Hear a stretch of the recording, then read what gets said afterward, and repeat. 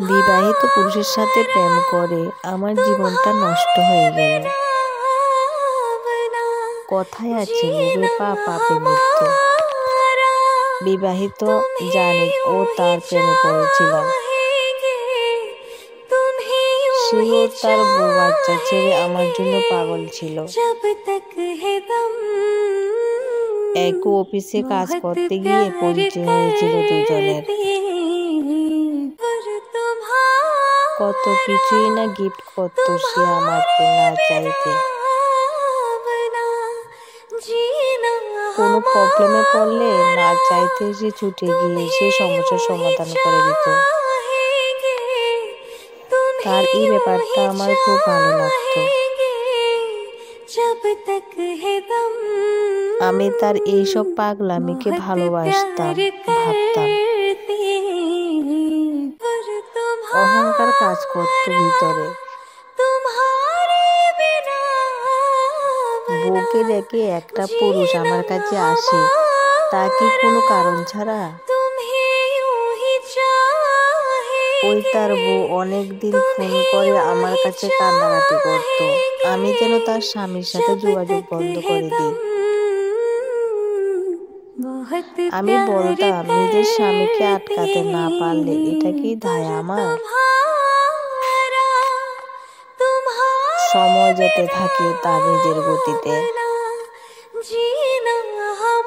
দামি মোবাইল, সব ভালো ভালো জামা কাপড় সব না চাইতেই দিত।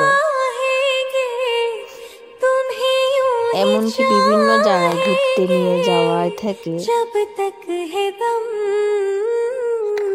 শুরু থেকে রাতে দামি রেস্টুরেন্ট খাওয়ানো সব থেকে সবই করত।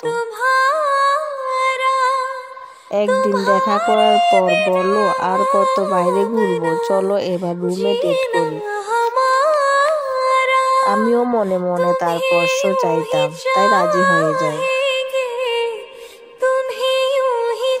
রুমে স্বামী স্ত্রীর পরিচয় নিয়ে উঠেছি। স্বামীর মতনই দখল নিল আমার শরীরে। তার স্ত্রী একদিন আমাদের ঘনিষ্ঠ ছবি তার ফোনে দেখে আমাকে কল দেয়। আমি ইচ্ছে করেই বলি, যা করেছি বেশ করেছি। তুমি শান্তি দিতে পারো না বলেই আমার কাছে আসে। সেদিন ওই মহিলা অনেক কেঁদেছিল। আমি তার যন্ত্রণাটা তখন বুঝিনি। তারপর তাদের ডিভোর্স হয়ে যায়। আর আমি বাড়ি থেকে পালিয়ে তার কাছে চলে আসি একসাথে সংসার করব বলে। কিন্তু সে হঠাৎ করে এতটা বদলে যাবে আমি কখনো ভাবতে পারিনি। আমি আশায় সে খুশি হওয়ার পরিবর্তে বিরক্ত হলো বেশি। রাতে তার বাড়িতে না গিয়ে হোটেলে রাত কাটালাম। কিন্তু সে আমার আগের মতো আদর করলো না, বরং ঘুমিয়ে পড়ল। ফোনে ভেসে উঠল একটা মেয়ের মেসেজ। কি গো, বউ তো তোমার বিদায় হয়েছে, এবার কবে আমাকে বিয়ে করবে? মেসেজটা দেখতে আমার দুনিয়াটা পুরো অন্ধকার হয়ে যায়। পরের দিন আমি বাড়ি ফিরে চলে আসি। বাবা মায়ের পায়ে ধরে ক্ষমা চাই।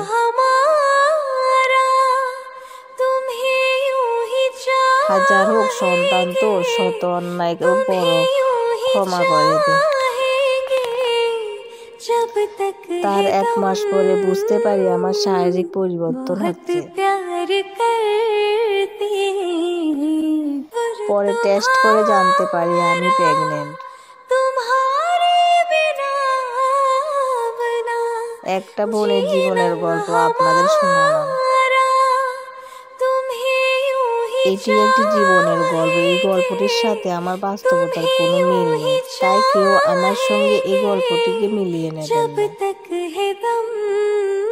ভিডিওটি ভালো লাগলে অবশ্যই লাইক এবং শেয়ার করবেন। ধন্যবাদ।